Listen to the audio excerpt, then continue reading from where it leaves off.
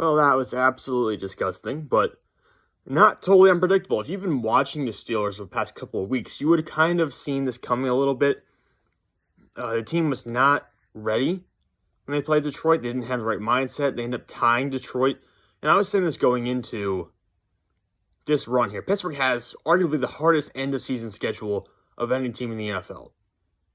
They needed to beat Detroit because Detroit was so bad. They needed that win.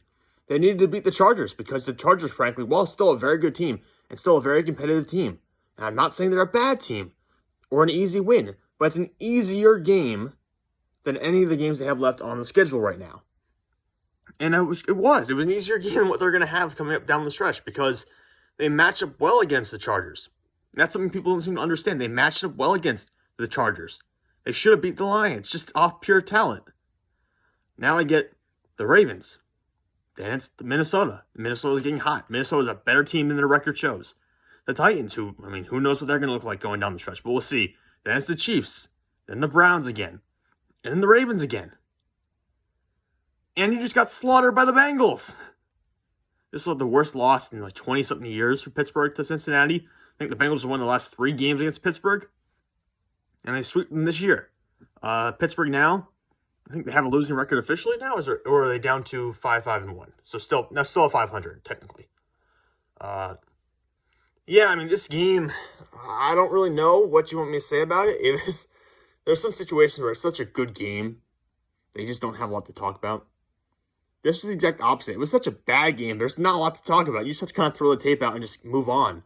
I don't know if they can, but you just have to kind of get over it because there's nothing good that came out of this game. There really isn't.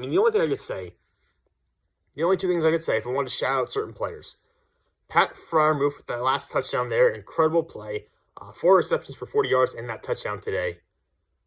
He looks really, really good. I am very, very happy with how things are working out with Pat Freiermuth. I am so content with how the tight end position looks moving forward.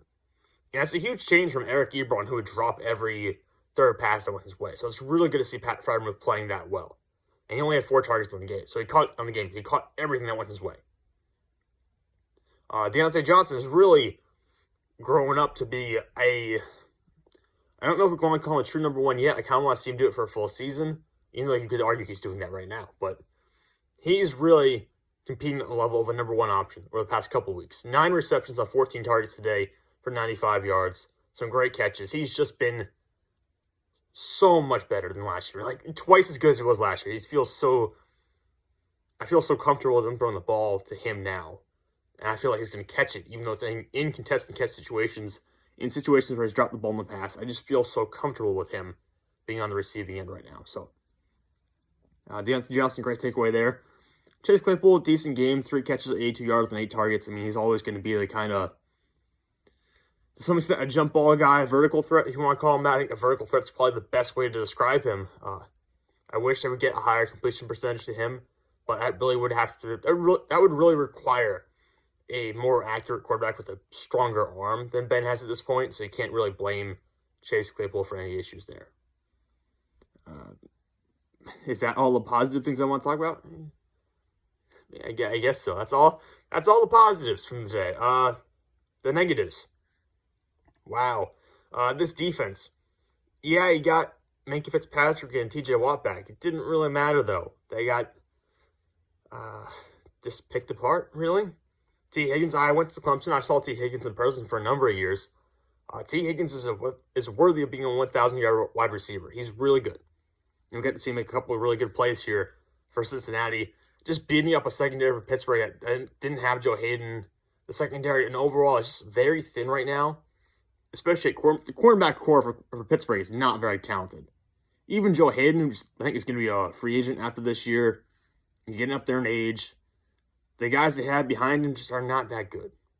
They're not. Even someone like Cameron Sutton. Cameron Sutton is a better slot corner than out wide. So, the secondary is just so thin. Minkah Fitzpatrick finally had an interception today and a pass defense. Finally coming up big here when he's been AWOL for most of the season. Being one of the worst safeties in the NFL from a statistical perspective throughout the majority of the first half of the year. And now people will try to dispute that.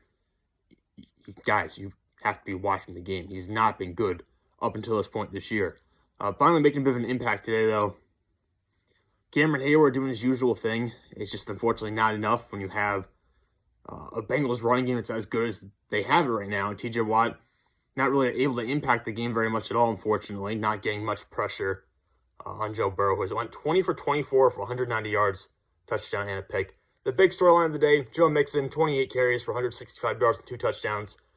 Pittsburgh's defensive front. And this has been a recurring theme I've talked about for like 3 or 4 weeks in a row now. Cameron Heyward is so good. And then nothing else is up there. I mean, really, not having Tyson Alolu for the year because he's done for the year, and he's a superstar nose tackle for you. Not having him is killer. Not having Stephon Tuitt, who's a 10-sack-a-year guy in that system, is killer. You know, I shouldn't have had Chris Wormley out there, but look, there's just a difference. You know, there are levels to this game, and Wormley's just not respectively on the level of a Tuitt or Alolu when you have those guys out there. He's just not. So this interior defensive line for Clemson is just not, or for Clemson, for Pittsburgh, is not strong enough to hold up against a team that's good at running the football. And Cincinnati is pretty damn good at running the football right now. So that's kind of what gave way to that. The secondary, as it says, is an issue, which is why T. Higgins did so well. Jamar Chase had a couple of big plays. Mostly this was just the Joe Mixon show. And that's kind of really all I have to say about the defense. I mean, the reason Joe Schobert has so many tackles is because the defensive line is not able to stop the run game. The run back consistently gets to the second level, which is where Schobert has to make the tackle. I have nothing positive to say about Devin Bush, once again. So I'm just going to leave that there.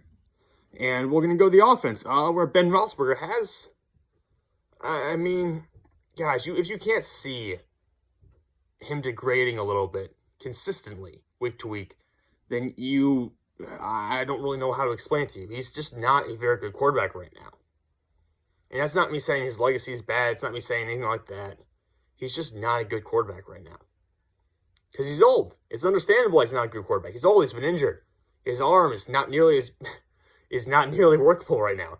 He did have a really good completion down the field to Chase Claypool at one point, but that came only after he threw an interception to Eli Apple that was almost returned for a touchdown. You know, and at that point, I was just like, all right, throw it in the towel, like, it's done. I was so mad at that point. And then Ben came back and had that good completion to Claypool, which kind of smoothed everything out. But if you're getting picked off by Eli Apple, man, you have a problem.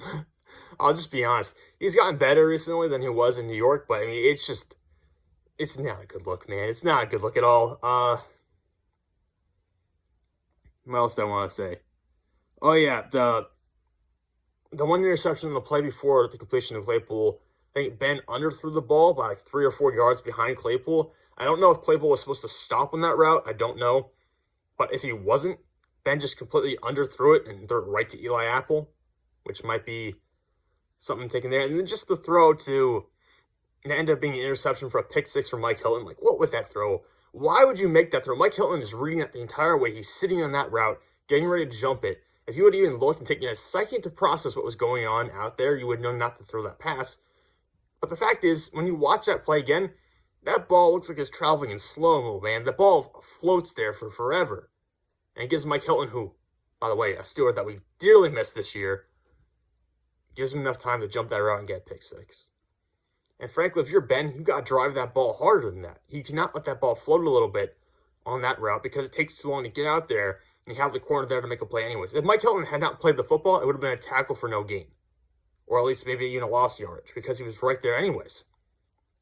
So if you're Ben, you got so much experience, you have to know either to not throw that ball, or if you're going to, you have to have the arm strength to drive that ball in there and fit it in before the corner comes up to make the play on the ball. Because ultimately, I mean, that pick six, that has to be, was it a bad play call? Yeah, arguably it was a bad play call. But it also has to be on Ben there. You have to make that play. Or you have to avoid making that bad of a play. So, that's about it. You can see Pittsburgh getting frustrated throughout the game. Claypool had a personal foul. I think Watt might have had a personal foul. Watt, low-key, has had some questionable personal fouls this year where he just needs to, like, chill. Just stop it. I don't know. A couple good drives in the game. I'll be honest, for the offense, there were a couple good things there. Just, again, offensive line getting bullied, really. Offensive line non-existent to some extent. No good pass blocking, no good run blocking. The Bengals had a pretty talented defensive front, pretty underrated defensive front that performed fairly well. And we saw guys getting pushed around for Pittsburgh all day. A couple guys did well today for Pittsburgh, but that's going to be about all you can celebrate after this one. And I'm going to be honest, I don't really have much faith in Pittsburgh to even get to 800 the rest of the way. And I picked Pittsburgh to win every regular season game last year. I picked them to win every single game. I just don't. This year, losing to the Chargers and tying the Lions was just a backbreaker to me. I don't think it's going to end very well this season, but we'll see. Hopefully they can turn something around against Baltimore next week. That's obviously a rivalry game. Anything can happen in that kind of matchup, so hopefully we are able to at least split with Baltimore this year. But for now, I gotta go. I gotta go talk about Lincoln Riley going to USC. So thank you for watching. Hope to talk to you all soon.